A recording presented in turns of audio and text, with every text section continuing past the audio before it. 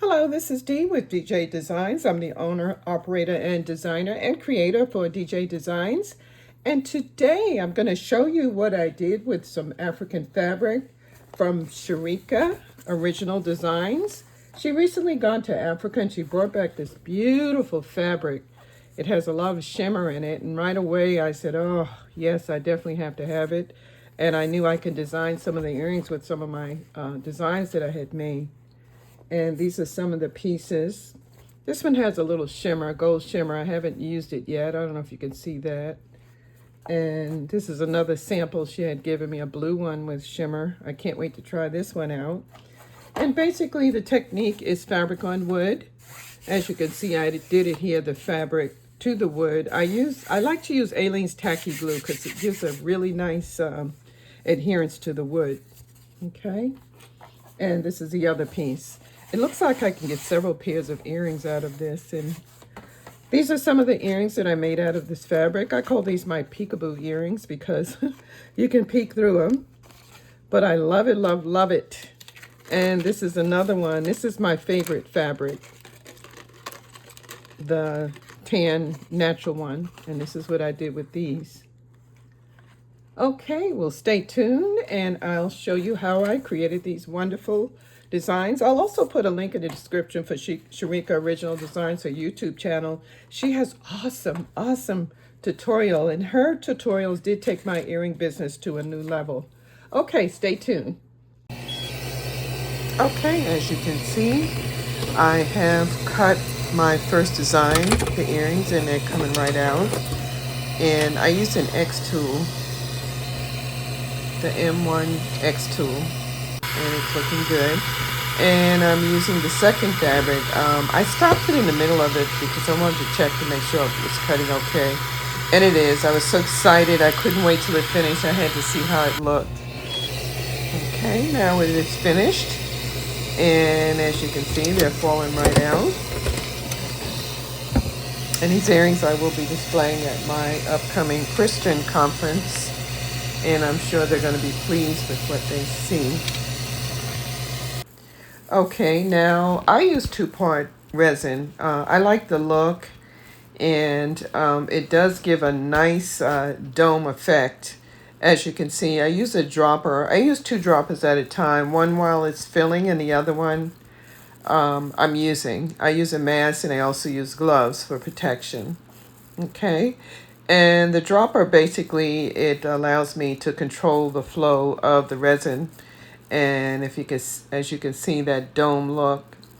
And Let's Resin is the one I use, and I'll put a link in the description. I really am pleased with that. I've used a lot of them, but I am pleased with that one. As you can see, now it has been 24 hours. Okay, our pieces look really good. I'm going to paint the backs of them as the first step of my finish. Okay, and I chose the gold metallic because it has the gold accents, and I thought that would be a good color to use for the back. You could use black or pick one of the colors that's in the fabric, but I chose the gold because I'm going to use gold hardware in it. Okay, and this is what I call a peekaboo collection, where there's a cutout and then you put the cutout in the same loop as the hole. And I'll show you, it looks really nice. Okay. Okay, I'm going to do the smaller piece. And I usually use a little wooden stick to hold it. And this works pretty good. It looks like a chopstick pick. And this is really good. It holds it in place. And I put about 2 coats on this. And I don't know, I think I might put a top coat of varnish on the back. I haven't decided yet, so I'll decide what I'm going to do once I see the 2 coats to see if that's adequate. Okay.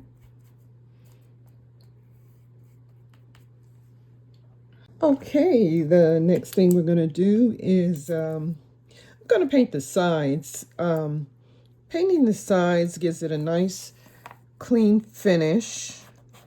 And I use, this is a paint marker that I got from Hobby Lobby. It's a metallic, gold metallic marker.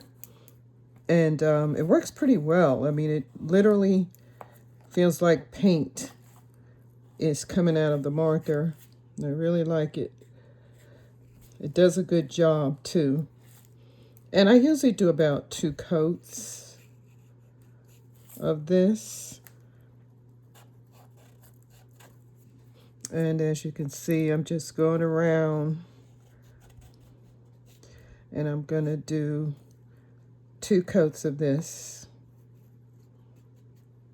Okay, and I'll be back after I finish this. Okay, I didn't have ring size, the loop, the hardware, big enough for the thickness of the 2. This is one I did, and I had to make my own ring, my own jump ring. So basically, this is the tool that I'm using. And I'm using the largest setting. And I'm just going around, and I think I can get 2 pairs. So that would be a total of 4 rings. Okay, you can stop right there and just clip it off. And then you just, I do it one at a time so it'll be even. Okay. Actually, that was 3. Okay, so I made rings, and this is what I made previously.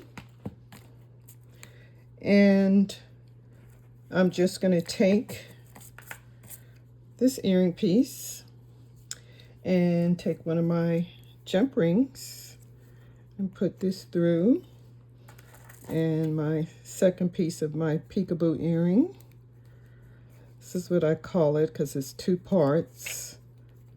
Okay, and I have earring hardware, which is a gold, the same color, so we can pick up these gold highlights in the fabric. Okay, and I'm just gonna close this up as best I can. And what I normally like to do once I close it up, I usually like to turn this opening inside just in case it tries to slip out. It has happened before, and I want to make sure I do it that way. And it also looks better because you don't see the opening of the ring. Okay. All right, and I need to turn this hook around so that it will be facing the right way once it's on the ear, like so. And we have our other earring. Okay, that looks pretty neat. I like that. Okay. All right, we're going to try these. This is my favorite fabric. Be sure to go to Sherry's website as soon as possible because she indicated that she is running low, especially on this one, the one that she featured on her YouTube channel. Okay, moving right along. I'm doing the other earring. This is my favorite fabric. And I'm putting the gold findings on this to pick up the highlights. And I did one already off camera. It looks really nice. I really, really like this. I don't know if you can see the shimmer, but it looks really nice. I'm sure it's going to go well at my Christian conference vendor show that I have coming up this week. So, and as you can see, I did paint the sides as well to pick up, to highlight the gold. And I'll just go in and put that in there, and then It's usually not this hard, but I'm doing it on camera. Of course, it's going to be finicky. Okay. All right. And I'm using the pinch bale clips. I love these. I'll put a link in the description. The vendor that I get this from, the quality is really nice. It's thicker. I don't know if you can see that, but it does give your earrings a professional look. Okay. You can pinch that real hard, or if you want, you can use your clip to make sure it's in there good. Oh, it looks like I got it backwards. I'll just turn this around so I don't have to bend the earring wire. There we go.